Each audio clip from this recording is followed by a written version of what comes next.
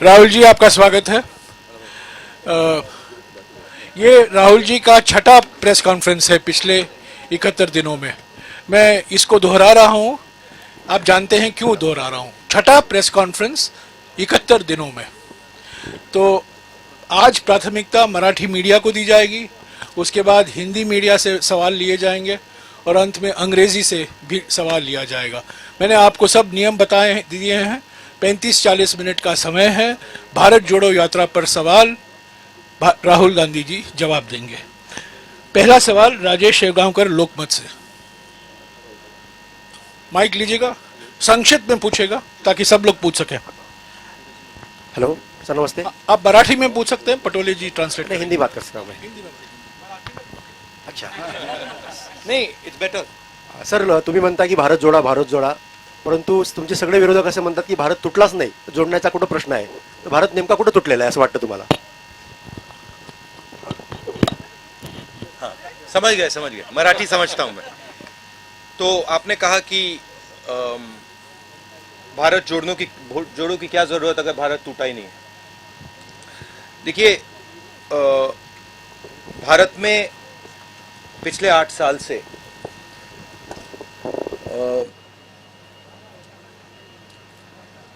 डर का माहौल, नफरत और हिंसा फैलाई जा रही है. शायद बीजेपी के नेता हिंदुस्तान के किसान से बात नहीं करते हैं, हिंदुस्तान के युवाओं से बात नहीं करते हैं, क्योंकि अगर वो उनसे बात करते तो उनको पता लगता कि हिंदुस्तान के किसान को, हिंदुस्तान के युवा को सामने का रास्ता नहीं दिख रहा है. बेरोजगारी फैल रही है, महंगाई फैल रही है, किसान को सही दाम नहीं मिलता है. ठीक है, तो इस माहौल के खिलाफ खड़े होने के लिए हमने भारत जोड़ो यात्रा शुरू की है और ये कन्याकुमारी से श्रीनगर तक जाएगी. और अगर लोगों को नहीं लगता कि इस यात्रा की जरूरत है तो फिर लाखों लोग बाहर नहीं निकलते. Thank you. राजेश चरापे साकाल।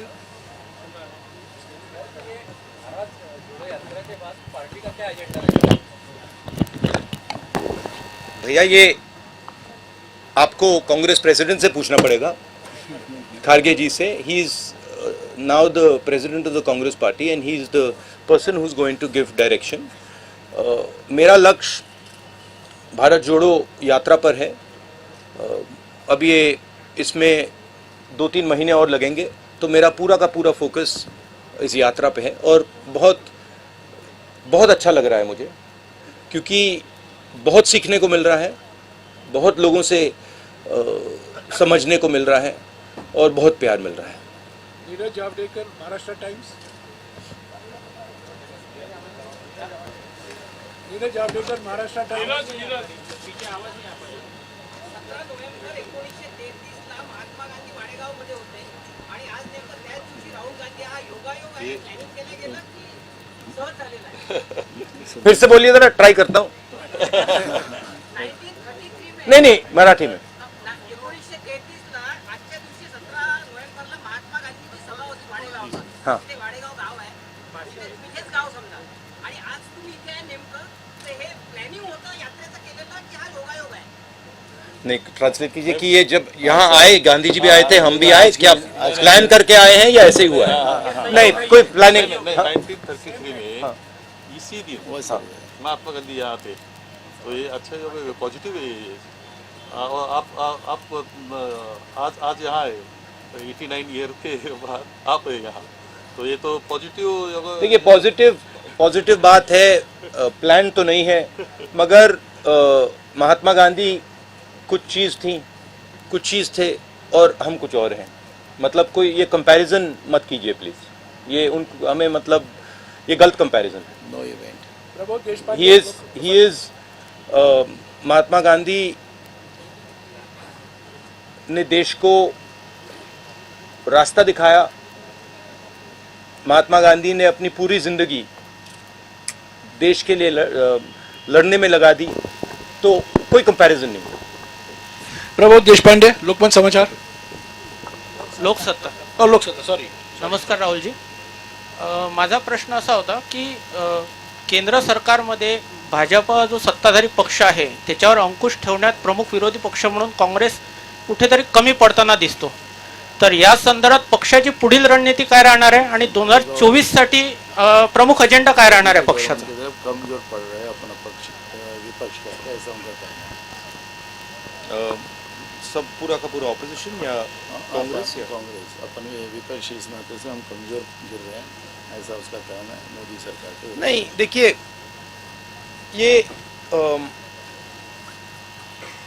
ये जो लड़ाई है इसको सबसे पहले ठीक तरीके से समझना है. आमतौर से क्या होता है, लोकतंत्र में एक पॉलिटिकल पार्टी दूसरी पॉलिटिकल पार्टी से लड़ती है और जो युद्ध का मैदान होता है उसको जो देश के इंस्टीट्यूशंस होते हैं वो उस युद्ध के मैदान में फेयरनेस क्रिएट करते हैं. आज क्या है कि ये एक राजनीतिक पार्टी और दूसरी राजनीतिक पार्टी के बीच में लड़ाई नहीं है. और मैं सिर्फ कांग्रेस की बात नहीं कर रहा हूं. एक तरफ हिंदुस्तान के सारे इंस्टीट्यूशंस खड़े हैं, बोलना नहीं चाहिए मगर विपक्ष का प्रेस पे तो कंट्रोल नहीं है, हैगा? प्रेस पे तो कंट्रोल नहीं है ना. तो बीजेपी का प्रेस पे कंट्रोल है, इंस्टीट्यूशनल स्ट्रक्चर पे कंट्रोल है, जुडिशरी पे प्रेशर डालते हैं. तो ये परसेप्शन सच परसेप्शन नहीं है. ये परसेप्शन सुपरफिशियल ऊपर का परसेप्शन है. मगर अगर आप नीचे जाएं और जनता से पूछें तो आपको बहुत एकदम दिख जाता है कि जनता क्या कह रही है और ऊपर परसेप्शन क्या बन रहा है, उसमें फर्क है. संजय खांडेकर, पुण्यनगरी.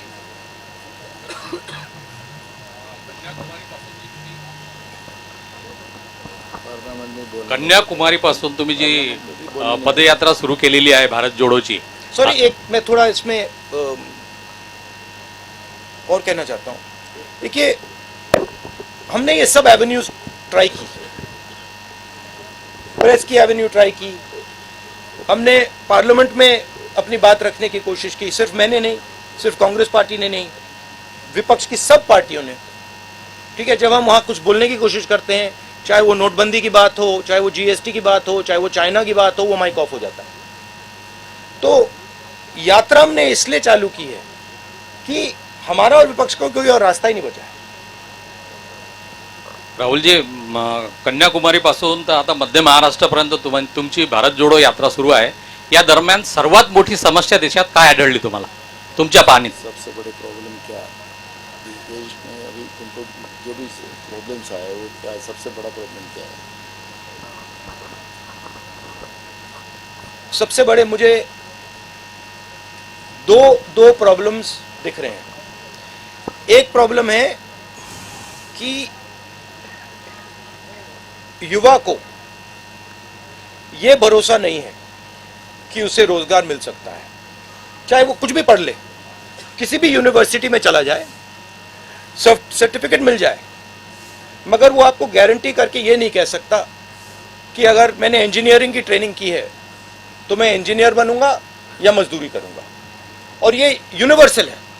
मतलब मुझे जो पढ़ाई कर रहे हैं उनमें से एक युवा नहीं मिला जिसने कहा हाँ मुझ में कॉन्फिडेंस है कि मुझे रोजगार मिल जाएगा. तो ये पहला बड़ा मुद्दा है. उसको अगर आप थोड़ी गहराई से देखें तो उस युवा के माता पिता ने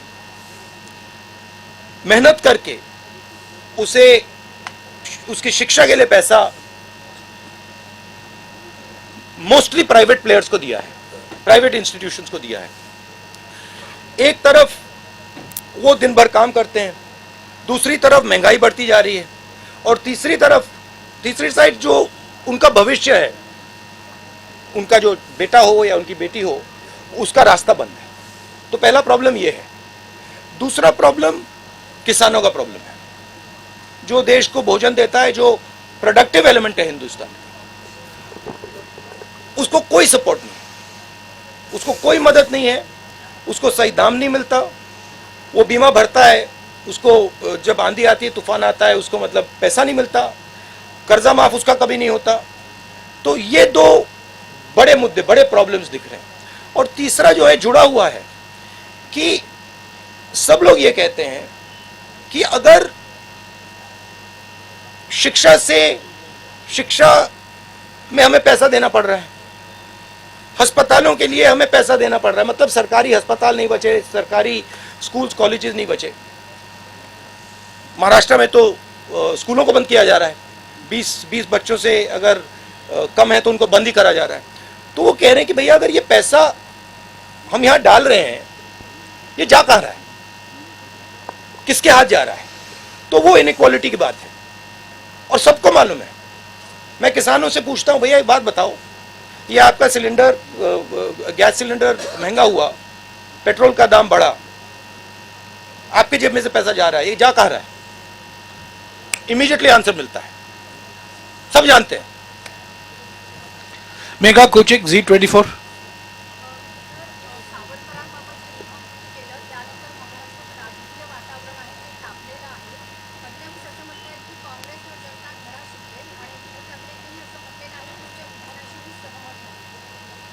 सावरकर के बारे में बोला ना, उद्धव ठाकरे बोलते मैं सहमत नहीं, और फडणवीस बोलता है कि हमें ही लोग जगह देते हैं। ये देखिए, ये मेरे लिए सबसे जरूरी डॉक्यूमेंट है। ये देखा आपने, दिख रहा है आपको? और इसमें आप देख लीजिए, ये सावरकर जी की चिट्ठी है जिसमें उन्होंने अंग्रेजों को लिखा है। और मैं पूरी चिट्ठी आपको पढ़नी होगी, देख लीजिए, मैंने हाईलाइट भी कर रखी है, मगर मैं सिर्फ आखिरी लाइन पढ़ना चाहता हूं। अंग्रेजी में लिखी है तो मैं अंग्रेजी में बोल देता हूं। I beg to remain sir your most obedient servant V.D. Savarkar. Hindi में ट्रांसलेशन कर देता हूं, सर मैं आपका नौकर रहना चाहता हूं। ये मैंने नहीं लिखा, ये सावरकर जी ने लिखा है। तो इसको आप पढ़ लीजिए, देख लीजिए। अगर फडणवीस जी देखना चाहते हैं इसको, वो भी देख लें। तो मैं तो इसमें बहुत क्लियर हूं, सावरकर जी ने अंग्रेजों की मदद की थी। रश्मि पुराणिक, साम टीवी।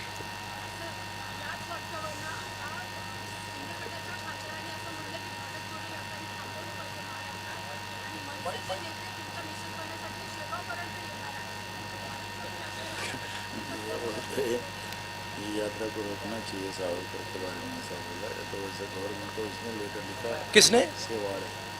सेवाड़े मतलब रोकने, यात्रा को रोकने के लिए। हाँ। रोक दीजिए, कोई प्रॉब्लम नहीं है, रोक दीजिए। देखिए, किसी का कोई विचार हो उसको रखना चाहिए, और अगर सरकार को लगे कि भारत जोड़ो यात्रा को रोक देना चाहिए तो रोकने की कोशिश कीजिए, करिए। गजानन नुमाटे, TV9। आपकी रैली देखें तो उसमें घोषणाएं चलती है कि 2024 में प्रतिपक्ष का प्राइम मिनिस्टर पद का चेहरा राहुल गांधी है। क्या आप भी यही सोच रहे हैं कि 2024 में आप as prime minister candidate opposition में? मैं ये आप डिस्ट्रैक्ट करने का बहुत अच्छा तरीका है। हमारा काम भारत जोड़ो यात्रा का काम है, हमें भारत को जोड़ना है। ये इस सवाल के बारे में हम सोच ही नहीं रहे। हम कन्याकुमारी से शुरू किए हैं, हम श्रीनगर तक जाएंगे और वहां पर हम तिरंगे को लहराएंगे। ये हम कर रहे हैं, ये हमारी तपस्या है, और हम और कुछ चीज के बारे में नहीं सोच रहे। मुस्तान मिर्जा, आज तक। मेरा सवाल यह है कि हिमाचल प्रदेश में जब इलेक्शन हुए तो आपने 40 रैलीज की थी, और पिछली बार गुजरात में भी बहुत बड़ा कैंपेन आपने किया था, पर इस बार आपके इक्का दुक्का सिर्फ रैलीज है गुजरात में, तो ऐसा क्यों? क्योंकि जैसे मैंने अभी बोला, हमने सितंबर में भारत जोड़ो यात्रा शुरू की। हम इस यात्रा को श्रीनगर तक ले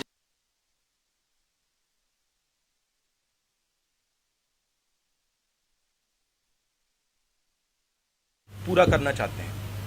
ज़रूर अगर कांग्रेस प्रेसिडेंट हमें कहेंगे कि हमें गुजरात जाना है, हिमाचल जाना है, तो हम जाएंगे.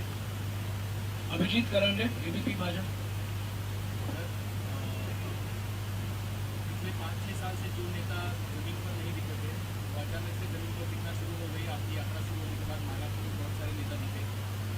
राहुल गांधी तो निकल पड़े, उन्होंने एक प्रोग्राम दे दिया है पार्टी के लिए. क्या ये प्रोग्राम गांव देहात तक जाने के लिए, क्योंकि यात्रा तो कन्याकुमारी से कश्मीर जा रही है, बहुत सारे तबके तक नहीं जा रही है, तो क्या कांग्रेस का कोई प्लान है आगे वाला, जो ये यात्रा है हर आदमी तक, हर गांव तक, हर शहर तक, हर तबके तक, हर आदिवासी पाड़े तक जाए और आपका विचार जो है, जो आप बोल रहे हैं, वो पहुंचे वहां? यात्रा एक सोच है, एक काम करने का तरीका है, एक कह दो एक इमेजिनेशन है.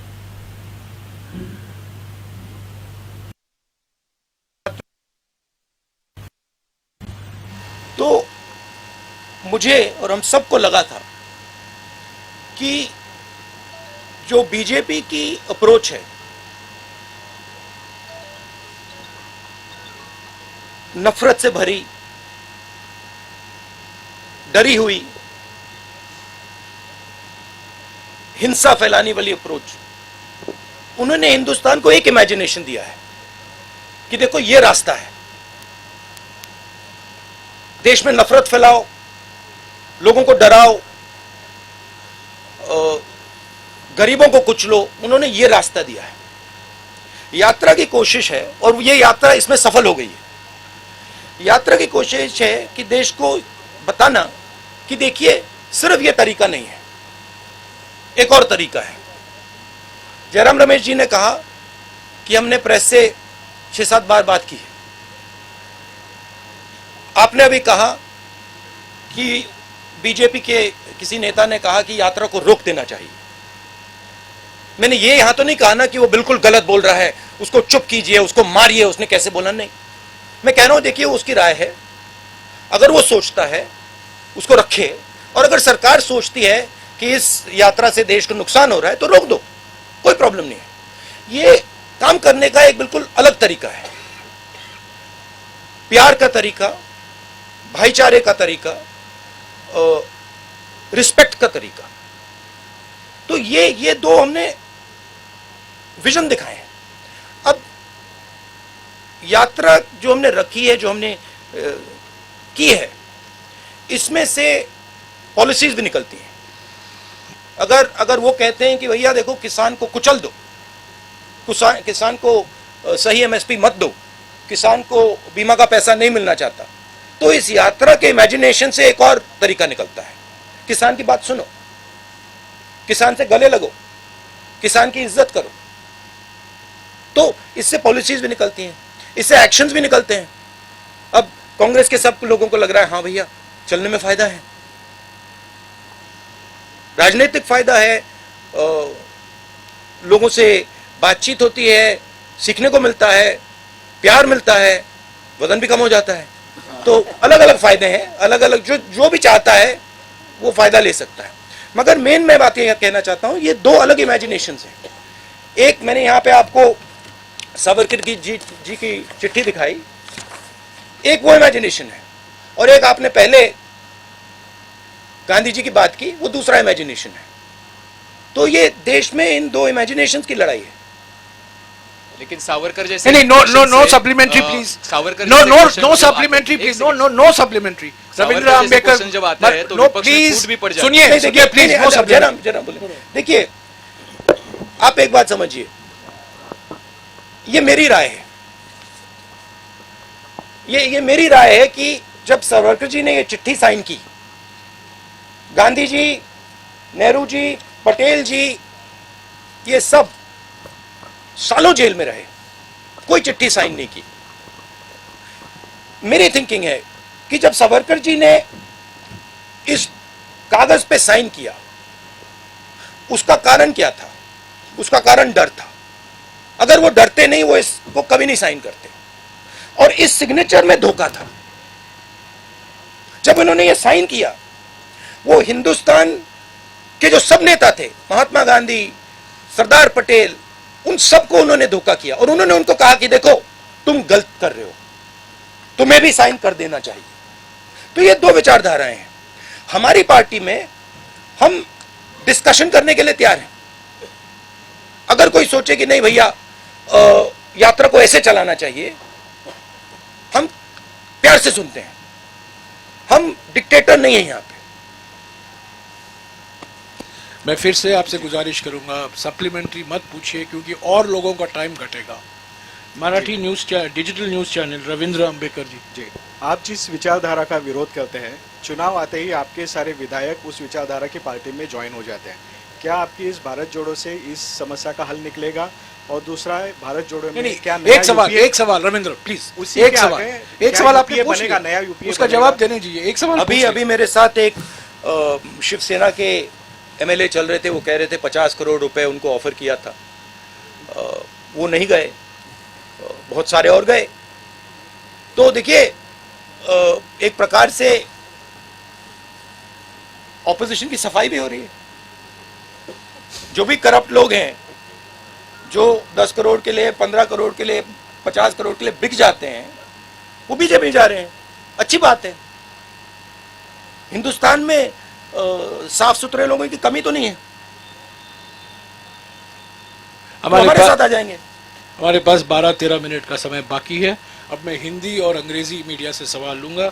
अखिलेश मिश्रा, नवभारत हैं क्या? पूछिए ना, आगे पूछिए। जब तक आगे आएंगे मैं अगले सवाल से पूछूंगा। संतोष गवाई, दैनिक भास्कर, उनको माइक दीजिएगा, जल्दी जल्दी जल्दी। ये मैं आपको गिफ्ट दे देता हूं और आप सबको कॉपी चाहिए तो सबको दिलवा देता हूं। संतोष गवाई, दैनिक भास्कर प्लीज। आपण एक ये मोहन भगवत जी को भी भिजवा दीजिए। माइक नहीं है क्या? आपण जिथे थांबलो आहोत तो जल्दी दीजिए। हाँ, दैनिक भास्कर। हाँ? पूछिए, दैनिक भास्कर। सही बात है ना, देखिए सच्चाई है। राहुल जी सवाल लिखा। राहुल जी, आपण जिथे थांबलो एक minute, I am coming back to you, I am coming या बैक। विदर्भामध्ये शेतकऱ्यांच्या आत्महत्या प्रचंड होतात। हे 6 जिल्हे शेतकऱ्यांच्या आत्महत्येसाठी हे होते। आता पूर्ण देशभर शेतकऱ्यांच्या आत्महत्या होतात, तर त्यासाठी आपल्याकडे काही आपल्या डोक्यात काही प्लॅन आहे का शेतकरी आत्महत्या थांबवण्यासाठी? मैंने हिंदी अखबार से सवाल पूछा इस उम्मीद के साथ कि आप हिंदी में पूछेंगे और आप मराठी में पूछ लिए, कोई बात नहीं। मराठी अखबारों के लोग हिंदी में पूछते हैं। ठीक है, पटोले जी अनुवाद कर। आपने विदर्भा बोला तो मैं विदर्भ के बारे में थोड़ा सा बोलना चाहता हूं। जब हम विदर्भ के बाउंड्री पे थे,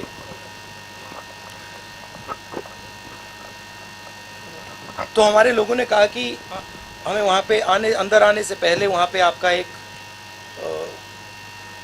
गीत सुनना है। हाँ? आप थे वहां पे? नहीं, आप नहीं थे वहां पे। गीत सुनना है। तो मैं वहां पे गीत सुन रहा था और मेरे दिमाग में सवाल था उस टाइम जब वो गीत गा रहे थे। मुझे गीत बहुत अच्छा लगा और जब वो गा रहे थे मेरे दिमाग में सवाल था कि महात्मा गांधी जी जो थे वो वर्धा क्यों गए? मेरे माइंड में क्वेश्चन था। कितनी जगह है हिंदुस्तान में, कितने स्टेट्स हैं, वो यहां क्यों आए? तो मेरे दिमाग में ये सवाल था और मैं सोच रहा था। और फिर गीत के बाद वहां पे एक बड़ा सा आपने गेट लगा रखा और गेट के जैसे मैं अंदर गया 10 मिनट नहीं हुए मुझे बात समझ आ गई कि जो कांग्रेस की जो आइडियोलॉजी है वो एक्चुअली विदर्भ में है और जो नेचुरल कांग्रेसी होता है वो सब विदर्भ में बैठे हुए हैं। अब आपने बोला विदर्भ के किसानों की बात की। विदर्भ में ज्यादा मुश्किल है, मगर ये जो आपने मुद्दा उठाया है ये सिर्फ विदर्भ का मुद्दा नहीं है, ये पूरे हिंदुस्तान का मुद्दा है। विदर्भ में पानी की समस्या है, उसके बारे में कुछ किया जा सकता है, मगर जो हमारे प्रोड्यूसर्स हैं जो खेती करते हैं उनको प्रोटेक्शन देने की ज़रूरत है, उनको उनकी रक्षा करने की ज़रूरत है। जैसे कोई परिवार में कोई जो ब्रेड अर्नर होता है वो ज़रूरी होता है, उसकी प्रोटेक्शन करने की ज़रूरत होती है। वैसे ही हमारा जो किसान है वो देश को भोजन देता है। आजकल हमारी मेंटालिटी, सरकार की मेंटालिटी कि भैया हाँ देखो ये खेती कर रहा है उसको छोड़ दो, करने दो, सही रेट मिले ना मिले छोड़ दो, कर्ज माफी की ज़रूरत है नहीं छोड़ो, ये एटीट्यूड बदलना पड़ेगा, उसको सेंटर में लाना पड़ेगा, कहना पड़ेगा कि नहीं ये सबसे ज़रूरी चीज़ है और ये देश को भोजन देते हैं, ये 24 घंटा काम करते हैं और सरकार और देश का फर्ज बनता है कि वो इनकी रक्षा करे। अब रक्षा कैसे होगी? रक्षा उसको सही दाम देने से। हम न्याय योजना लाए थे, समझा दूं या आप जानते हो उसके बारे में? हर महीने हिंदुस्तान के सबसे गरीब लोगों को डायरेक्ट बैंक अकाउंट में पैसा, 72,000 रुपए साल के हर फैमिली को। तो उससे गरीब किसान के नीचे एक फ्लोर, फर्श बन जाएगा, उसके नीचे वो गिर ही नहीं पाएगा। तो नीचे आपने उसको मिनिमम पैसा दे दिया, कम से कम पैसा, और साइड से आपने उसकी रक्षा की। आपने उसको जब उसको कर्जे की ज़रूरत, जब उसके कर्जा ज़्यादा हो जाए, आप सेंसिटिविटी से सुनो, आप उसकी बात समझो, जब उस पर प्रेशर आता है आप उस प्रेशर को रिलीज करो। तो ये सब काम बहुत आसानी से किया जा सकता है। हमने यूपीए की सरकार में ये काम किया था। और आप विदर्भ के किसान से पूछो, जब विदर्भ को दर्द हो रहा था, यूपीए ने एकदम यहाँ पे पैकेज दिया था। अखिलेश मिश्रा, नवभारत। राहुल जी, उत्तर प्रदेश में पार्टी आपकी बहुत कमजोर होती जा रही है, आपकी यात्रा उधर से क्यों नहीं जा रही है? ये जो यात्रा है ना, ये इसका लक्ष्य कन्याकुमारी से कश्मीर तक जाने का है। नहीं, आप चले गए, सवाल पूछ लिया। हाँ, जवाब नहीं चाहते क्या? हाँ, तो ये यात्रा कश्मीर तक जाएगी और कन्याकुमारी से ये शुरू हुई है। अब मुझे पता नहीं ये किसने बात बोल दी कि ये यात्रा उत्तर प्रदेश से नहीं निकलेगी। मुझे नहीं मालूम किसने बोला है, क्योंकि दिल्ली के बाद ये यात्रा उत्तर प्रदेश से निकलेगी। उत्तर प्रदेश से हरियाणा जाएगी, हरियाणा से पंजाब जाएगी, पंजाब से जम्मू जाएगी। तो पता नहीं ये मिस इन्फॉर्मेशन कौन फैला रहा है, मगर ये यात्रा यूपी में जाएगी। गजानन अवस्थी, लोकमत समाचार। एक मेरी एक्चुअली शिकायत है कि यूपी में थोड़ा और जाना चाहिए था, बट अगर हम थोड़ा और जाएंगे तो वो रास्ता फिर ज़्यादा लंबा हो जाएगा। इसलिए हमने यूपी में शायद 2-3 डिस्ट्रिक्ट्स में हम जाएंगे, 3, 4, 5 दिन जाएंगे। मैं राहुल जी से निवेदन करूंगा कि उनके जवाब के कारण हम इसको 5 मिनट बढ़ा सकते हैं तो अच्छा। हाँ, बढ़ा। ठीक है, गजानन अवस्थी प्लीज, लोकमत समाचार। हेलो सर, राज्य के अभी की जो खस्ताहाल एक minute please, Gajanan Awasthi. Sir, राज्य की जो खस्ताहाल स्थिति है अभी महाराष्ट्र की, तो ये पदयात्रा का उस पर कुछ असर होगा क्या वर्तमान राज्य की स्थिति पर? नहीं, राज्य मतलब महाराष्ट्र के राज्य ये थी कि हाँ, पार्टी की स्थिति कमजोर नहीं है। महाराष्ट्र में कांग्रेस की विचारधारा, और ये मैंने जयराम रमेश जी से कहा, मैं आपको बताऊं सबसे अच्छा रिस्पांस महाराष्ट्र में मिला है। नेचुरल कांग्रेस है ये। और मुझे मतलब ये बात बहुत समझने को मिली है, ये यहां पे नेचुरल कांग्रेस है, मतलब ये डीएनए है कांग्रेस का। तो यहाँ कांग्रेस पार्टी मजबूत कमजोर बिल्कुल नहीं। वैभव गंजापुरे, ये तो टाइम्स ऑफ देखिए, इंडिया, ये प्लीज। आप देखिए, फ्यूचर तो आप प्रेडिक्ट करते हो, मैं तो करता नहीं हूँ, मगर असर जरूर पड़ेगा, पॉजिटिव असर पड़ेगा। वैभव गंजापुरे। राहुल जी, जब आपका यात्रा खत्म होगा कश्मीर में, तो आप क्या बदलाव देखते हैं भारत में, और कांग्रेस पार्टी को कैसा? एक सवाल अंग्रेजी मीडिया भी हिंदी में पूछ रही है। अच्छा है, ठीक। Okay, how it will benefit the Congress when you and your यात्रा इन Srinagar? Look, I am not a soothsayer. I cannot predict the future. But you must have thought something. You must have asked a thought. question. Let me answer the question.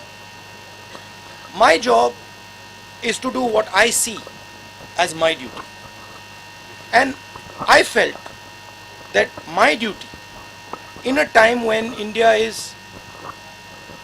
internally fractured, in pain, where violence is being spread across the country, where hatred is being spread across the country, I felt it is my duty to show that there is another way possible.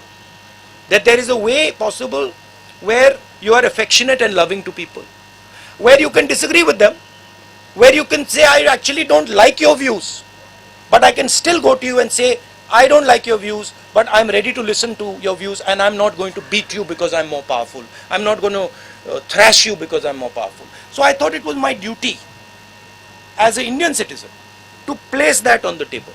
And that is the idea of the Bharat Jodo Yatra. Now please don't misunderstand. It is not only my duty, and it is not only I who is thinking this. Large number of Congress people feel the same thing. And millions of people, farmers, youngsters, men, women, feel the same thing. So I think it's a very powerful thing, the yatra. And I think if people think about it with a little bit of depth, they will realize that the principles that we are putting across here are not just political principles. They are principles that you can use in your life. They are principles that you can use with your brother, with your sister, with people you are working with. A little respect will not weaken India. It will only strengthen India. A little bit of affection, a little bit of love will only strengthen India. So that's the idea. Now what happens after the yatra, let's see. अभिनय देशपांडे, हिंदू। देशपांडे हैं? अभिनय देशपांडे नहीं आए। I don't understand why people feel that hatred makes a country strong. I don't understand it. Right? I don't understand why people feel that being abusive, being nasty, being cruel makes a country strong. I think it makes a country weak. I think it is cowardice. And I think that's not what India is. I think India has shown the whole world. I remember I asked Nelson Mandela after he came out of jail, 26 years. Right? I asked him, Mr. Mandela, you were in jail for so long, what gave you hope? He said, India's freedom struggle gave me hope. I said, what do you mean by that? He said, well, what Mahatma Gandhi taught. The fact that you should be compassionate even to your opponent. You should respect even your opponent. These are Indian values. They are the most powerful values. And in the world that we are facing today, with the United States and China and war here and there, this is the most powerful thing that we have. Why are we throwing it away? Rahul ji ने आपके साथ 40 minute गुजारे हैं। मैं राहुल जी से निवेदन करूंगा, please 40 minute हो गए हैं, प्लीज। मैंने पहले क्या कहा है, प्लीज। नहीं, बिल्कुल नहीं, आप एक ही ग्रुप के हैं। देखिए, नियम मत तोड़िए। मैं राहुल जी से गुजारिश करूंगा, आखिर में महाराष्ट्र की जनता के लिए अगर वो कोई संदेशा देना चाहते हैं, 2 मिनट बोल लें। नहीं, कोई सवाल नहीं, 40 मिनट हो गए हैं। सवाल आप प्रधानमंत्री जी से कीजिए। सवाल किससे करना है उनसे कीजिए। महाराष्ट्र, प्लीज उनको बोलने दीजिए। प्लीज बैठ जाइए। महाराष्ट्र की जनता और महाराष्ट्र के जो किसान हैं और महाराष्ट्र के जो युवा हैं, मेरा उनके लिए मैसेज ये है कि मैं अब 13 दिन 14 दिन आपकी सड़कों पे चला हूं। मैं 13-14 दिन आपकी सड़कों पे चला हूं और दो दिन में 3 दिन में हमारा यहां से ट्रांजिशन हो जाएगा, हम मध्य प्रदेश जाएंगे। इन सड़कों पे मैंने आपसे खुल के बातचीत की है, लाखों लोगों से मिला हूं, युवाओं ने अपने सपने मेरे सामने रखे, किसानों ने अपना दर्द मेरे सामने रखा और आपने सब ने मुझे बहुत बड़ा तोहफा गिफ्ट दिया है। आपने मुझे इन सड़कों पे सिखाया है शिवाजी महाराज के बारे में, ज्योतिबाई फूले जी के बारे में, अंबेडकर जी के बारे में आपने सिखाया है। मैं आपको ये बता सकता हूं कि महाराष्ट्र के सड़कों पर चलने से पहले और 14-15 दिन बाद जो मेरी राजनीतिक समझ थी महाराष्ट्र के बारे में, किसानों के बारे में, वो आपने बदल दी है। तो मैं आपका दिल से धन्यवाद करना चाहता हूं और मैं इस सफर को अपनी पूरी जिंदगी नहीं भूलूंगा। और आपका जो प्यार है मुझे खत्म करने दीजिए, मुझे खत्म करने दीजिए। ये don't disturb brother don't disturb. शुक्रिया राहुल जी, अभी आपका फोटो तो नहीं तो मैं दिल से महाराष्ट्र की जनता को और लास्ट में जो पुलिस ने हमारी मदद की है, जो चले हैं हमारे साथ, उनको भी काफी धक्के लगे हैं, उनका भी मैं दिल से धन्यवाद करता हूं। Thank you. अभी राहुल जी आपके साथ एक फोटो लेंगे। हमारा जर्नलिस्ट का बुक है।